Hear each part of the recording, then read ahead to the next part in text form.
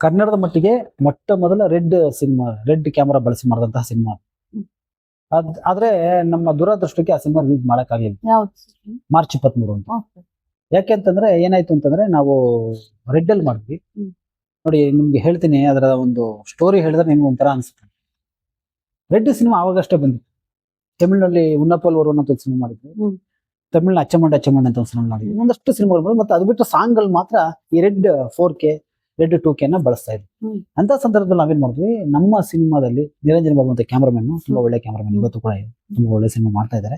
ಅವರೇ ನನ್ಗೆ ಸಜೆಸ್ಟ್ ಮಾಡಿದೇನಪ್ಪ ಅಂದ್ರೆ, ಇದೊಂದು ರೆಡ್ ಅಂತ ಒಂದು ಕ್ಯಾಮ್ರಾ ಇದೆ ಸರ್, ಒಂದೊಂದು ಸಿನಿಮಾ ಅಲ್ಲಲ್ಲಿ ಮಾಡ್ತಾ ಇದ್ದಾರೆ, ಕಂಪ್ಲೀಟ್ ಸಿನಿಮಾ ಯಾರು ಮಾಡಿಲ್ಲ, ನೀವು ಒಂದು ಕೆಲಸ ಮಾಡಿ, ಅದ್ರಲ್ಲಿ ಮಾಡಿದಾಗ ನಿಮ್ಮಲ್ಲಿ ಶಾರ್ಟ್ಸ್ ಜಾಸ್ತಿ ಇದೆ, ನಮಗೆ ಪ್ರೊಡಕ್ಷನ್ ಕಾಸ್ಟ್ ಉಳಿಯುತ್ತೆ, ರೀಲ್ ಆದ್ರೆ ತುಂಬಾ ಆಗುತ್ತೆ ಅಂತಂದ್ರೆ ಸರಿ ಅಂದ್ಬಿಟ್ಟು ನಾವೇನ್ ಮಾಡಿದ್ವಿ, ಆ ಒಂದು ರೆಡ್ ಅನ್ನ ಬಳಸ್ತೀವಿ, ಸಿನಿಮಾ ಮಾಡಿದ್ವಿ. ಸಿನಿಮಾ ಮಾಡಾದ ನಂತರ ನಮ್ಗಾದಂತಹ ತೊಂದರೆಗಳು, ಟೆಕ್ನಿಕಲ್ ತೊಂದರೆಗಳು ತುಂಬಾ ಇದ್ವಿ. ಯಾಕಂದ್ರೆ ಇವತ್ತಿನಷ್ಟು ಗೂಗಲ್ ಅವಾಗ ಎಕ್ಸ್ಪರ್ಟೈಸ್ ಇರಲಿಲ್ಲ, ಇವತ್ತಿನಷ್ಟು ಟೆಕ್ನಾಲಜಿ ಎಕ್ಸ್ಪರ್ಟೈಸ್ ಇರಲಿಲ್ಲ, ಪ್ರತಿಯೊಂದು ಕೂಡ ಬಾಂಬ್ ಡಿಪೆಂಡ್ ಆಗಬೇಕಾಗಿತ್ತು. ಅವಾಗ DI ಅನ್ನೋದು ಏನಿತ್ತು ಅಂದ್ರೆ ನಮ್ಗೆ ಗೊತ್ತಿರಲಿಲ್ಲ, ಇಡೀ ಇಂಡಸ್ಟ್ರಿಗೆ ಗೊತ್ತಿರಲಿಲ್ಲ, ಅವಾಗೆಲ್ಲ ರೀಲ್ ನಡೀತಾ ಇತ್ತು. ಸೊ ಡಿಜಿಟಲ್ ಇಂಟರ್ಮೀಡಿಯೇಟ್ ಅಂದ್ರೆ ಏನು, ಅದು ಯಾಕೆ ಮಾಡಿಸ್ಬೇಕು ಅಂದ್ರೆ ಅಗೈನ್ ಅದನ್ನ ಕೂಡ ನಾವೆಲ್ಲ ಕಷ್ಟಪಟ್ಟು ಎಲ್ಲ ಮಾಡಿಸ್ಬೇಕಿತ್ತು. ಈ ಎಲ್ಲಾ ಪ್ರೋಸೆಸ್ ಮಾಡಿಸುವಾಗ ಸೆನ್ಸರ್ ಇನ್ನೊಂದು ಸಮಸ್ಯೆ ಇತ್ತು. ಸೆನ್ಸರ್ ಅವಾಗ ಏನಾಗುತ್ತೆ, ನೀವು ಡಿಜಿಟಲ್ ಸಿನಿಮಾ ಕೊಟ್ಟಾಗ ವಿಡಿಯೋ ಸಿನಿಮಾ ಅಂತ ಕೊಡೋರು, VA ಅಂತ ಕೊಡೋರು. ವಿಡಿಯೋ ಸಿನಿಮಾ ಅಂತ ಕೊಟ್ಟಾಗ ನಿಮ್ಗೆ ಸ್ಯಾಟಲೈಟ್ ಮತ್ತು ಇನ್ನಿತರ ರೈಟ್ಸ್ ಅವರು ಸಿನಿಮಾ ಅಂತ ಕನ್ಸಿಡರ್ ಮಾಡ್ತಾರೆ, ನಾವು ಅದನ್ನ ವಿಡಿಯೋ ಫಿಲಮ್ ಅಂತ ಕನ್ಸಿಡರ್ ಮಾಡ್ತಾರೆ. ಅಗೈನ್ ಆಗ ಏನಾಗುತ್ತೆ, ನಮ್ಗೆ ಸ್ಯಾಟಲೈಟ್ ರೈಟ್ಸ್ ಗಳಾಗ್ತವೆ. ಎಲ್ಲಾ ಸಮಸ್ಯೆಗಳನ್ನ ನಾವು ಅನುಭವಿಸ್ಬಿಟ್ಟು ಏನ್ ಮಾಡಿದ್ವಿ, ಅದನ್ನ ರೀಲ್ ಕನ್ವರ್ಟ್ ಮಾಡಿದ್ವಿ, ಅದನ್ನ ರಿವರ್ಸ್ ಪ್ರೋಸೆಸ್ ಅಂತೀವಿ. ರೆಡ್ ಅಲ್ಲಿ ಮಾಡಿ ರೀಲ್ ಮಾಡಿದ್ವಿ. ಬಟ್ ಅವಾಗಲೂ ಒಂದಿದೆ, ನಾವು ಒಂದ್ಸರಿ ಸ್ಯಾಟಲೈಟ್ ಮಾರಕ್ ಹೋದಾಗ ಹಿಂಗೆ ಕನಿಷ್ಠ ಹೋಟ್ಲಲ್ಲಿ ಕುತ್ಕೊಂಡಾಗ ಹಿಂಗ್ ಸ್ಯಾಟಲೈಟ್ ಅವ್ರ ಜೊತೆ ಮಾತಾಡುವಾಗ ಅವ್ರು ಕೇಳಿದ್ರೆ ಯಾವ್ದು ಶೂಟ್ ಮಾಡಿದ್ರೆ ಅಂತ, ನಾವು ರೆಡ್ ಅಂತ ಹೇಳಿದಾಗ ಅವ್ರು ನಮ್ಗೆ ಬೈದ್ರು. ಅಲ್ಲ ರೀ ನೀವು ಮೃತ್ಯು ಅಂತ ಇಟ್ಟಿದ್ವಿ, ಅಲ್ಲ ರೀ ನೀವು ಸಿನಿಮಾ ಮಾಡಿದ್ರಿ, ಯಾಕೆ ನೀವು ರೆಡ್ ಅಲ್ಲಿ ಮಾಡಕ್ ಹೋದ್ರಿ, ರೆಡ್ ಒಳ್ಳೇದಲ್ಲ ಅಂದ್ರೆ ಡಿಜಿಟಲ್ ಅಲ್ಲ, ನಮ್ಗೆ ನಾವು ಸ್ಯಾಟಲೈಟ್ ತಗೋಬೇಕು ಅಂದ್ರೆ ರೀಲ್ ಅಲ್ಲಿ ಇರ್ಬೇಕು, ವಿಡಿಯೋ ಅಂತ ಬಂದ್ಬಿಟ್ರೆ ನಾವು ಮಾಡಕ್ಕಿಲ್ಲ ಅಂದ್ರೆ. ಆವಾಗ ಏನ್ ಮಾಡ್ತೀವಿ, ನಾವೇನ್ ಮಾಡಿದ್ವಿ, ಸರಿ ಸರ್ ಅಂತ ಬಂದ್ಬಿಟ್ವಿ. ಬಂದಾಗ್ಬಿಟ್ಮೇಲೆ ಏನಾಗುತ್ತೆ, ನಾವು ರೆಡ್ ಅಲ್ಲಿ ಯಾಕೋ ಎಲ್ಲೂ ವರ್ಕೌಟ್ ಆಗ್ತಾ ಇಲ್ಲ, ಅದರ ಪ್ರೊಜೆಕ್ಷನ್ ಸರಿ ಹೋಗ್ತಾ ಇಲ್ಲ ಅಂತೆಲ್ಲ ಗೊತ್ತಾಗ್ಬಿಟ್ಮೇಲೆ ಅದನ್ನ ರಿವರ್ಸ್ ಪ್ರೋಸೆಸ್ ಮಾಡಿ ರೀಲ್ ಮಾಡ್ತೀವಿ. ಹೆಚ್ಚು ಕಮ್ಮಿ ಇದಕ್ಕೆ ನಮ್ಗೆ ತಗೊಂಡ ಟೈಮ್ 9 ತಿಂಗಳು, ಸುಮಾರು ಲಕ್ಷಗಳು ಖರ್ಚಾಯ್ತು. ನಮ್ಗೆ ಏನಾಗಿತ್ತು, ಆ ಟೈಮಲ್ಲಿ ನಿಮ್ಗೆ ಇಡೀ ಇಂಡಸ್ಟ್ರಿ ಬದಲಾಗ್ಬಿಟ್ಟಿತ್ತು. ಆ ಒಂದು ಗ್ಯಾಪ್ ಅಲ್ಲಿ ತುಂಬಾ ತ್ವರಿತವಾಗಿ ಆಗ್ಬಿಡ್ತು, ನಿಮ್ಗೆ ಗೊತ್ತಲ್ಲ. ಇಮಿಡಿಯೇಟ್ ಎಲ್ಲ ಲ್ಯಾಬ್ಗಳೆಲ್ಲ ಮುಚ್ಚೋಗ್ತಾ ಬಂದ್ಬಿಟ್ಟು ಎಲ್ಲ ಕಡೆ ನೆಗೆಟಿವ್ ಆಗ್ಬಿಡ್ತು, ಎಲ್ಲ ಕಡೆ ರೀಲ್ ನೆಗೆಟಿವ್ ಅನ್ನೋದು ಇರ್ಲಿಲ್ಲ. ಎಲ್ಲ ಆಗಿ ಸುಮಾರು 1 ವರ್ಷ ಆಗ್ಬಿಟ್ಮೇಲೆ ನಮ್ ಕೈಲಿ ಮಾಡಕ್ಕಲ್ಲ, ಅವಾಗೇನೇನೋ ಆಗಿ ಅಷ್ಟರಲ್ಲಿ ಒಂದಿನ ಕಂಪ್ಲೀಟ್ ಮಾಡಿ ಸೆನ್ಸರ್ ಕೂಡ ನಾವು ರೀಲಲ್ಲೇ ತಗೋಬಿಟ್ಟ ಮೇಲೆ ಏನಾಯ್ತು, ಒಂದು 6 ತಿಂಗಳು 7 ತಿಂಗಳು ಓಡಾಡಿ ಮತ್ತೆ ಅದೇ ಸ್ಯಾಟಲೈಟ್ ಎಲ್ಲ ಹೋಗಿ ಕುತ್ಕೊಂಡಾಗ ಈಗ ಅದೇ ವ್ಯಕ್ತಿ ಹೆಸರು ಚೇಂಜ್ ಮಾಡಿದ್ವಿ, ಮೃತ್ಯು ಅಂತಿತ್ತು, ಆಮೇಲೆ ಮಾರ್ಚ್ 23 ಅಂತ ಮಾಡಿದ್ವಿ, ಹೆಸರು ಕೂಡ ಚೇಂಜ್ ಆಗಿತ್ತು. ಅವ್ರ ಅದೇ ತರ ಯಾವ್ದು ಶೂಟ್ ಮಾಡಿದ್ರೆ ನಾವು ರೀಲ್ ಅಲ್ಲಿ, ಯಾಕೆ ರೀಲ್ ಅಲ್ಲಿ ಮಾಡಿದ, ಏನ್ರಿ ಟೆಕ್ನಾಲಜಿ ಚೇಂಜ್ ಆಗಿದೆ, ಟೆಕ್ನಾಲಜಿ ತಿಳ್ಕೊಂಡು ಇಂಡಸ್ಟ್ರಿ ಬರ್ಬೇಕು. ಈಗ ನಾವು ಫಸ್ಟ್ ಮಾಡಿದ್ವಿ, ಅವತ್ತು ಸಿಕ್ಕಿದ್ವು ಅಂತಂದ್ರೆ ಹಳೆ ಸಿನಿಮಾ ಆಗುತ್ತೆ, ಇದು ಬಜೆಟ್ ಮಾರ್ಕೆಟಿಗೆ ಹೊಡ್ತಾ ಬೀಳುತ್ತೆ.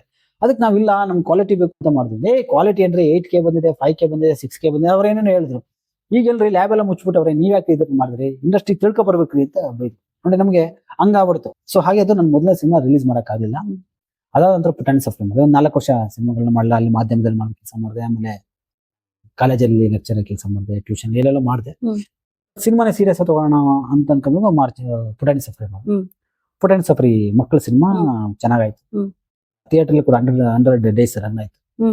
ಅದಾದ ನಂತರ ಒಂದು ವರ್ಣಮಯ ಅಂತ ಒಂದು ಲೋ ಬಜೆಟ್ ಹಾರರ್, ಅದಾದ್ಮೇಲೆ ಮಠ ವಾಸಂತಿನಿಂದ ಈಗ ನೈಟ್ ಕೇಸ್. ಮಠ ಒಳ್ಳೆ ಹೆಸರು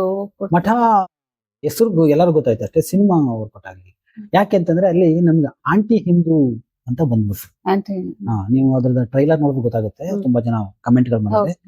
ಮತ್ತೆ ಯಾರೋ ಒಬ್ಬ ಸ್ವಾಮೀಜಿಯವರು ಕೂಡ ಕೇಸ್ ಹಾಕೋರು. ಪ್ರಚಾರಗಳು ನೆಗೆಟಿವ್ ಆದಾಗ ವರ್ಕೌಟ್ ಆಗಲ್ಲ, ಎಲ್ಲ ಟೈಮ್ ವರ್ಕೌಟ್ ಆಗಲ್ಲ. ಸ್ವಲ್ಪ ಸುಮಾರು ಜನ ಬಿಟ್ಬಿಡಿ, ಏನಾಗುತ್ತೆ, ಏನ್ ಮಹಾ ಒಂದು ಸಿನಿಮಾ ಗೊತ್ತಾಗ್ತದೆ. ಅದಾಯ್ತು, ಒಂದು ಸಿನಿಮಾ ಮಠ ಅಂತ ಬಂದಿದೆ ಅಂತ ಗೊತ್ತಾಯ್ತು. ಬಟ್ ಥಿಯೇಟರ್ಗಳಲ್ಲಿ ಜನಗಳು ಒಂದಷ್ಟು ಅಪ್ರಿಷಿಯೇಟ್ ಎಲ್ಲ ಹೋಗ್ಲಿಲ್ಲ. ತುಂಬಾ ಕಡೆ ಸಿನಿಮಾಗಳು ಶೋನೇ ಆಗಲಿ, ನೀವು ತುಂಬಾ ಕಡೆ ಅದೊಂಥರ ಫ್ಯಾಷನಿಸಂ ತರ ಆಗುತ್ತೆ ನಮ್ಮ ಹಿಂದೂಗಳ ಬಗ್ಗೆ. ನೀವು ಟ್ರೈಲರ್ ನೋಡಿ, ನೀವು ಅಲ್ಲಿ ಕೆಳಗಡೆ ಬರ್ಬೇಕು, ನೀವು ಕೆಳಗಡೆ ಅವ್ರ ಬಗ್ಗೆ ಸಿನಿಮಾ ಮಾಡಿ, ಈ ಧರ್ಮದ ಬಗ್ಗೆ ಅಂದ್ರೆ ಅಷ್ಟು ಸೀರಿಯಸ್ ತಗೊಂಡ್ರು. ಆಕ್ಚುಲಿ ಸಿನಿಮಾದಲ್ಲಿ ಏನು ನೆಗೆಟಿವ್ ಇರಲಿಲ್ಲ, ತುಂಬಾ ಒಳ್ಳೆ ಸಿನಿಮಾ. ಏನು ಮಠಗಳಲ್ಲಿ ಅನ್ನದಾಸೋಹ, ಅಕ್ಷಯ ದಾಸೋಹ ಮತ್ತೆ ಆಶ್ರಯ ದಾಸೋಹ ಅಂತ ಏನು 3 ಇದೆಯೋ ಕಾನ್ಸೆಪ್ಟ್. ಅದನ್ನ ಕಾನ್ಸೆಪ್ಟ್ ಮೇಲೆ ಸಿನಿಮಾ ಮಾಡಿದ್ದು. ಮತ್ತೆ ಅದು ರಿಯಲ್ ಸ್ಟೋರಿ, ನಾನೇನು ಅದು ಕತೆ ಬರೆದು ಮಾಡ್ತಾರೆ. ನಮ್ಮ ಸಿನಿಮಾದ ಹೀರೋ ಇದ್ದಾರೆ ಸಂತೋಷ್ ದಾವಣಗೆರೆ, ಹ್ಮ್. ಒಂದು ಬೈಕ್ ತಗೊಂಡು 597 ದಿನ ಸತತವಾಗಿ 15,000 ಮಠಗಳನ್ನ ಭೇಟಿ ಮಾಡಿ ಪುಸ್ತಕ ಬರೆದ್ರು. ಮಠ ಮಾರ್ಗದರ್ಶನ. ಅದನ್ನ ನೋಡಿ ಅವ್ರಿಗೆ ಡಾಕ್ಟರೇಟ್ ಸಿಕ್ತು. ಹ್ಮ್. ಆ 15,000 ಮಠಗಳನ್ನ ಸುತ್ತಿದಾಗ ಹ್ಮ್. ಅವ್ರಿಗಾದಂತಹ ಅನುಭವಗಳನ್ನ ಒಂದು 200 ಸೀನ್ ನ ಬರ್ದಿಟ್ಟಿದ್ರು. ಅದರಲ್ಲಿ ಒಂದು 60 ಸೀನ್ ಅನ್ನ ಆಯ್ಕೆ ಮಾಡ್ಕೊಂಡು ನಮ್ಮ ಸಿನಿಮಾ ಅಳವಡಿಸ್ಕೊಂಡು ನಾವು ಸಿನಿಮಾ ಮಾಡ್ತಾರೆ. ಎಲ್ಲ ಇರುವ ಎಲ್ಲಾ ಘಟನೆಗಳು ಸತ್ಯ ಇದೆ, ಯಾವುದು ಕೂಡ ಫೇಕ್ ಅಲ್ಲ. ಯಾಕಂದ್ರೆ ಅವತ್ತ ಡಾಕ್ಯುಮೆಂಟ್ಸ್ ಇದೆ. ಅದರಲ್ಲೂ ಕೂಡ ತುಂಬಾ ವ್ಯತಿರಿಕ್ತವಾದಂತಹ, ತುಂಬಾ ವಿರೋಧವಾದಂತಹ ಸೀನ್ಗಳನ್ನ ಇಟ್ಕೊಂಡಿದೆ. ಯಾವ್ದು ಪಾಸಿಟಿವ್ ಆಗಿ ನಾವು ಮಠಗಳ ಬಗ್ಗೆ ಎಲ್ಲಾ ಕ್ಷೇತ್ರದ ಬಗ್ಗೆನೂ ನೆಗೆಟಿವ್ ಪಾಸಿಟಿವ್ ಇದೆ. ನಮ್ಮ ಉದ್ದೇಶ ಪಾಸಿಟಿವ್ ಅಷ್ಟೇ ಹೇಳೋದಾಗಿತ್ತು, ಪಾಸಿಟಿವ್ ಅಷ್ಟೇ ಹೇಳಿದ್ವಿ.